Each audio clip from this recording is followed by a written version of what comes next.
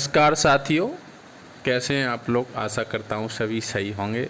और अपने चैनल पर घटना चक्र की सीरीज़ वन लाइनर की जो चल रही है उसके प्राचीन इतिहास के और मध्यकालीन इतिहास के सभी महत्वपूर्ण क्वेश्चंस जो भी अलग अलग आयोगों ने पूछे हैं वो कंप्लीट करा दिए गए हैं। अभी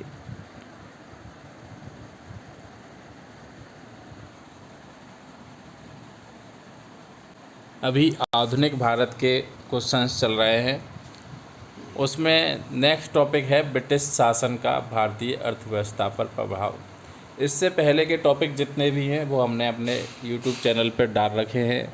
आप लोग यूट्यूब चैनल को विज़िट कीजिए और उस पर सारे वीडियोज़ मिल जाएंगे, तो उन्हें ज़रूर देखें।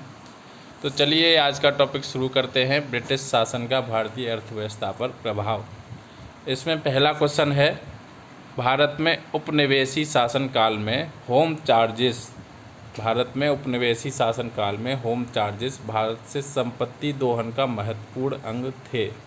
वह निधियां जो होम चार्जेस की संगठक थीं, तो कौन कौन सी निधियां थीं जो होम चार्जेस की संगठक थीं?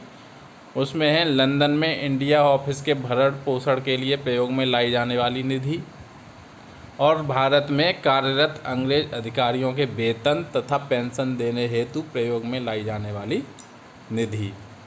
नेक्स्ट है, शब्द इंपीरियल प्रेफरेंस का प्रयोग किया जाता है। तो शब्द इंपीरियल प्रेफरेंस का प्रयोग भारत में ब्रिटिश आयातों पर दी गई विशेष रियायतों के लिए किया जाता है। नेक्स्ट है, ब्रिटिश शासन के दौरान भारत में उद्योगों का कोई स्वतंत्र विकास नहीं हुआ, इसका कारण था। तो इसका कारण था धनिक वर्ग द्वारा भू संपत्ति में निवेश करने को तरजीह दिया जाना। नेक्स्ट है, इस्तमरारी बंदोबस्त लागू किया। तो इस्तमरारी बंदोबस्त लॉर्ड कॉर्नवालिस ने लागू किया। नेक्स्ट है, स्थायी बंदोबस्त प्रारंभ किया गया था। तो स्थायी बंदोबस्त लॉर्ड कॉर्नवालिस के प्रशासन काल में शुरू किया गया था। नेक्स्ट है, स्थायी बंदोबस्त किया गया। तो स्थायी बंदोबस्त जमींदारों से किया गया।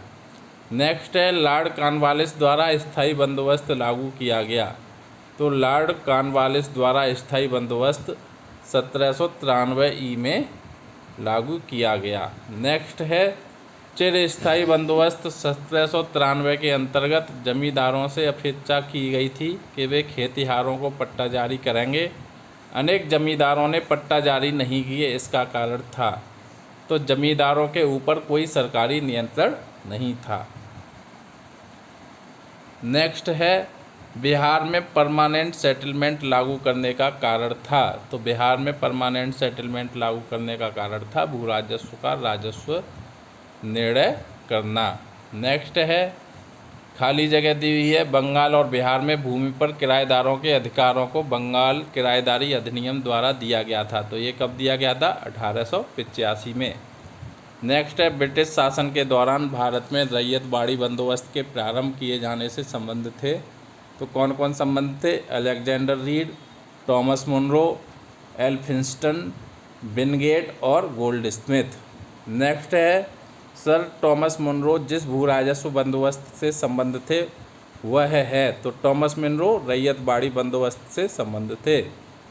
नेक्स्ट है, अंग्रेज़ों ने रैयतवाड़ी बंदोबस्त लागू किया था। तो अंग्रेज़ों ने रैयतवाड़ी बंदोबस्त मद्रास और बम्बई प्रेसिडेंसी में लागू किया था। नेक्स्ट है, अंग्रेज़ों ने रैयतवाड़ी व्यवस्था सर्वप्रथम आरंभ की थी। तो अंग्रेज़ों ने रैयतवाड़ी व्यवस्था मद्रास प्रेसिडेंसी में लागू की थी। नेक्स्ट है, ब्रिटिश व्यवस्था में रैयतवाड़ी भू राजस्व संग्रह प्रचलित था। तो ब्रिटिश व्यवस्था में रैयतवाड़ी भू राजस्व संग्रह दक्षिणी तथा पश्चिम भारत में प्रचलित था। नेक्स्ट है, रैयतवाड़ी बंदोबस्त के संदर्भ में सही कथन है। तो रैयतवाड़ी बंदोबस्त के संदर्भ में सही कथन है, किसानों द्वारा लगान सीधे सरकार को दिया जाता था। सरकार रैयत को पट्टे देती थी। कर लगाने के पूर्व भूमि का सर्वेक्षण और मूल्य निर्धारण किया जाता था। नेक्स्ट है, वह प्रथा जिसके तहत किसान स्वयं भूमि का मालिक होता है और सरकार को भू राजस्व के भुगतान के लिए जिम्मेदार माना जाता है। तो वह कौन सी प्रथा कहलाती है? कहलाती है रैयतवाड़ी प्रथा। नेक्स्ट है, सत्य कथन है। तो सत्य कथन आपको बताना है। तो सत्य कथन है, ब्रिटिश सरकार ने भारत के अलग अलग भागों में भू राजस्व की अलग अलग व्यवस्था लागू की थी। इससे भारतीय किसानों में अलग अलग वर्ग बन गए। नेक्स्ट है असम में सर्वप्रथम चाय कंपनी की स्थापना हुई थी। तो असम में सर्वप्रथम चाय कंपनी की स्थापना 1839 में हुई थी। नेक्स्ट है पंजाब भूमि हस्तांतरण अधिनियम पारित किया गया। तो पंजाब भूमि हस्तांतरण अधिनियम 1900 में पारित किया गया। नेक्स्ट है व्यवस्था दी हुई है और उससे संबंधित राज्य दिए गए हैं। तो जजमानी व्यवस्था उत्तर भारत से संबंधित थी, बाराबलूट महाराष्ट्र से संबंधित थी, और मिरासी तमिलनाडु से संबंधित थी, और अडाडे कर्नाटक से संबंधित थी। नेक्स्ट है ब्रिटिश भारत में सैन्य बल पर केंद्रीय राजस्व का कुल प्रतिशत व्यय होता था। तो ब्रिटिश भारत में सैन्य बल पर केंद्रीय राजस्व का कुल प्रतिशत व्यय 40% होता था। नेक्स्ट है दादा भाई नौरोजी द्वारा प्रतिपादित अपवाह सिद्धांत की सही परिभाषा है। तो अपवाह सिद्धांत की सही परिभाषा क्या है? भारत की राष्ट्रीय संपदा का एक भाग अथवा कुल वार्षिक उत्पाद ब्रिटेन को निर्यात कर दिया जाता था, जिसके लिए भारत को कोई वास्तविक प्रतिफल नहीं मिलता था। नेक्स्ट है अंग्रेजों के शासनकाल में भारत के आर्थिक दोहन के सिद्धांत को प्रतिपादित किया। तो यह किया था दादा भाई नौरोजी ने। नेक्स्ट है निकास के सिद्धांत का प्रतिपादन किया। तो निकास के सिद्धांत का प्रतिपादन दादा भाई नौरोजी ने किया। नेक्स्ट है सत्य कथन है। तो सत्य कथन क्या है? ब्रिटिश काल में सामान्यतः भारत का व्यापार संतुलन अनुकूल था। धन की निकासी का स्वरूप अप्रतिफलित निर्यात था। नेक्स्ट है भारत में उपनिवेशवाद के आर्थिक आलोचक थे। तो भारत में उपनिवेशवाद के आर्थिक आलोचक कौन थे? दादा भाई नौरोजी, जी सुब्रमण्यम अय्यर तथा आर.सी. दत्त।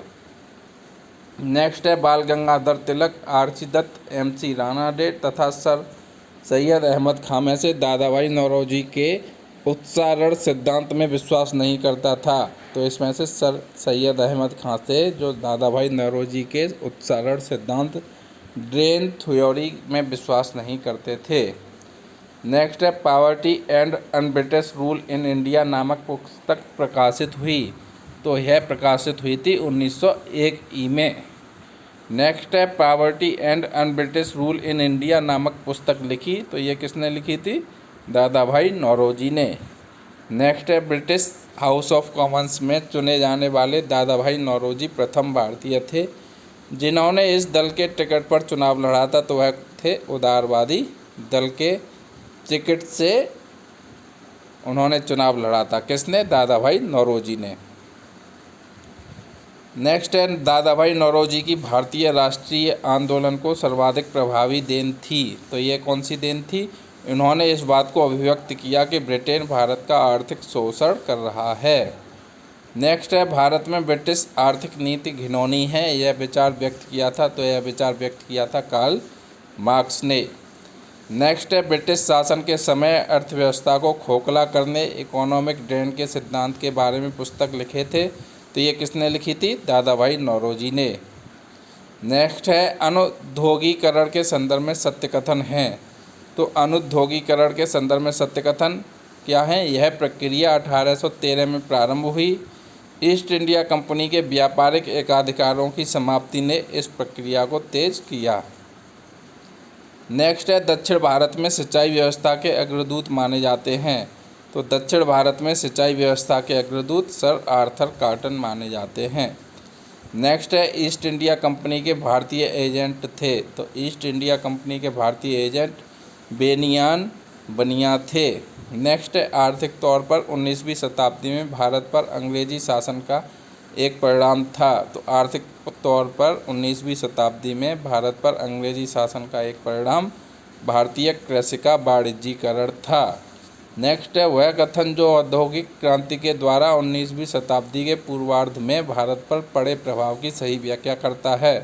तो यह है भारतीय दस्तकारी उद्योग नष्ट हो गए थे।